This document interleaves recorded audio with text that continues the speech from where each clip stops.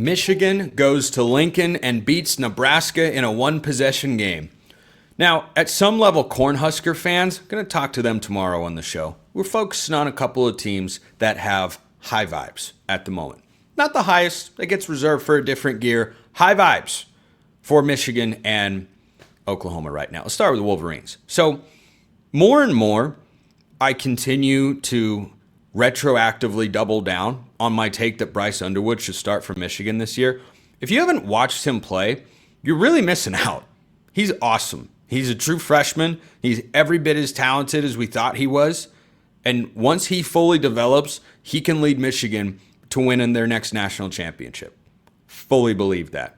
I think he can be even better than J.J. McCarthy, who I always thought was good, had some elite traits. I think Underwood could be even better. There are similarities between the two, but Underwood is a guy that is not fully developed as a passer. He might never fully develop in the college level in this Michigan offense, but as we saw with J.J. McCarthy, he might never need to. Now, I could very easily retcon this win for Michigan because we've had our fair share of back and forths, Michigan fans. I could come on here and downplay this Nebraska win. I could dishonestly say, oh, well, it was Nebraska. I mean, I was just trying to troll you guys. Nope. I thought Nebraska would win the game. I think Nebraska's a good team.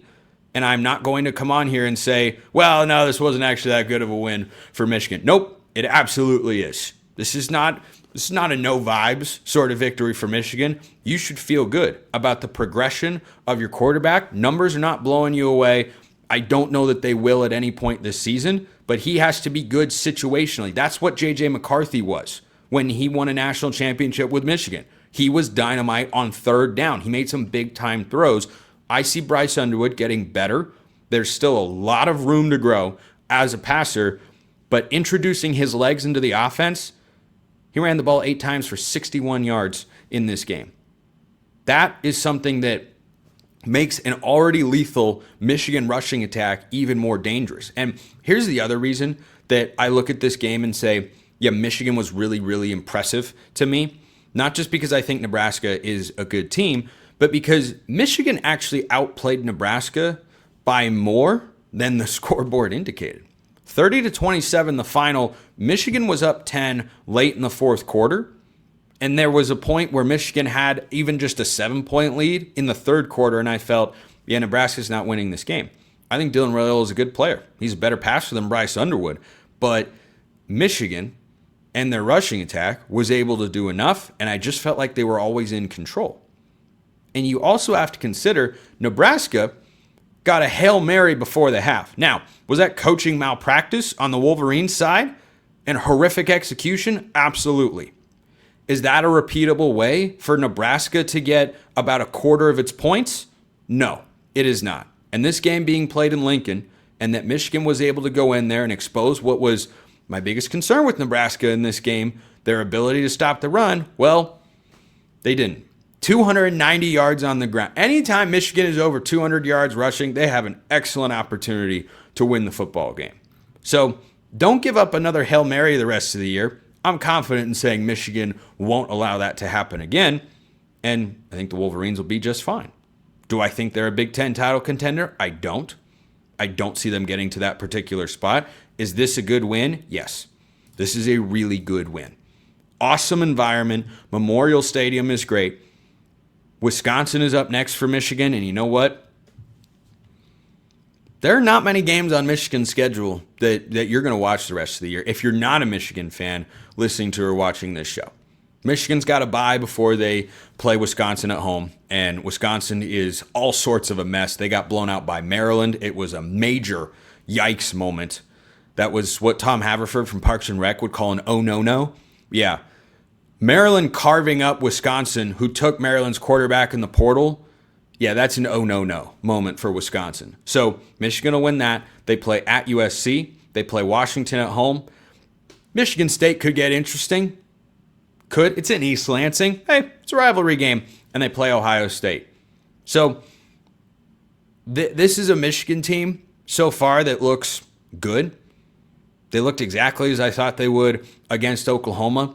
I'm not yet convinced they're great, but I know exactly what the formula is. And look, it sounds very simple. Oh, just take away Michigan's rushing attack. Yep, easier said than done. Way, way easier said than done.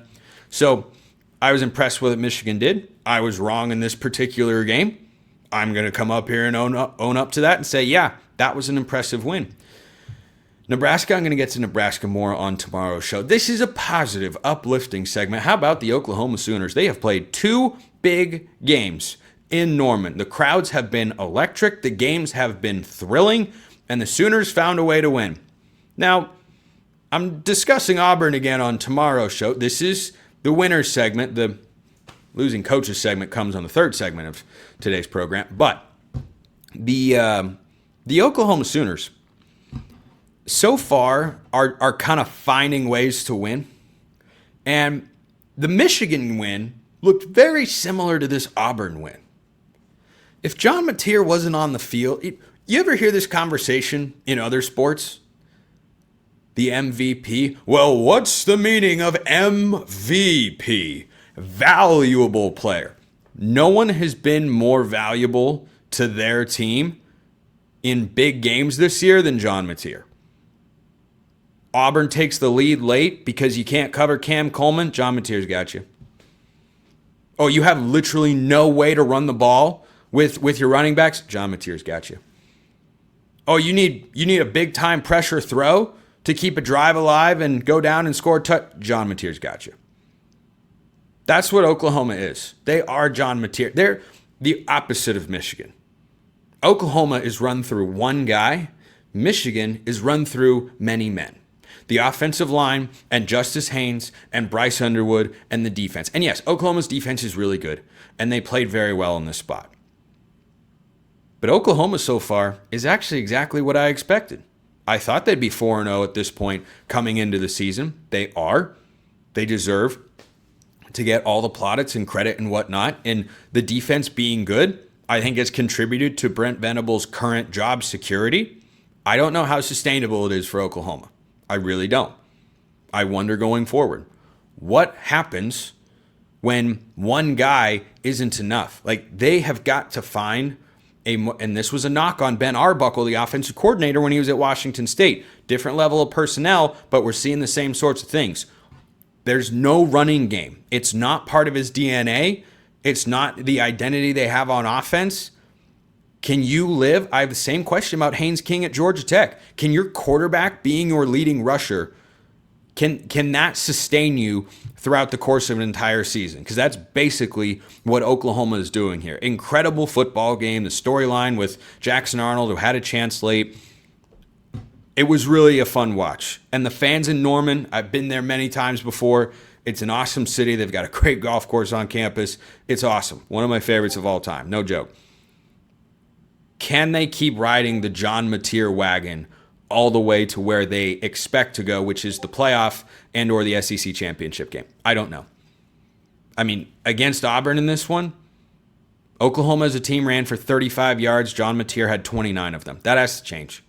That has to change. I don't know that throughout the course of the year, you're just going to time and again, situationally, yes, sure. I'm not saying to never run John Mateer. I'm just saying you keep playing games like that. I don't know. You're asking a lot out of one guy over the course of the whole year. It reminds me a little bit, but with a better defense, of what Cam Ward did at Miami last season. Just food for thought. So Oklahoma, good vibes. Good vibes. Not the highest vibes, but good vibes. Good vibes for the Oklahoma Sooners, who remain undefeated.